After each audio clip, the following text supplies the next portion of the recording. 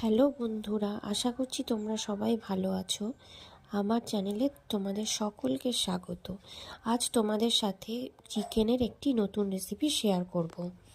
জন্য কিছু পরিমাণ চিকেন নিয়ে তাতে টক দই, গোলমরিচ গুঁড়ো, লবণ দিয়ে 30 মিনিটের মতো ম্যারিনেট করে রাখা হলো। এরপর গরম তেলে একটি তেজপাতা দিয়ে চিকেনটি নিয়ে কিছুক্ষণ রান্না করা হলো।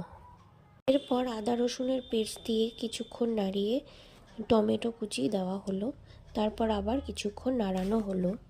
এরপর একে একে আগে থেকে ভেজে রাখা বেরেস্তা, জিরে গুঁড়ো, ধনে গুঁড়ো, হলুদ গুঁড়ো এবং স্বাদ মতো নুন দিয়ে সামান্য কিছুক্ষণ নাড়ানোর পর এখন কাঁচা লঙ্কা, ধনেপাতার একটি পেস্ট চিকেনে মিশিয়ে ভালোভাবে নাড়িয়ে চিকেনটিকে ঢেকে দেওয়া হলো ভালোভাবে সিদ্ধ করার জন্য।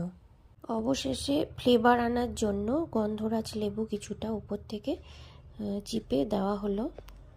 ফ্লেভার আনার জন্য আপনারা গন্ধরাজ লেবুর পাতা বা খোসাটিও ইউজ করতে পারেন।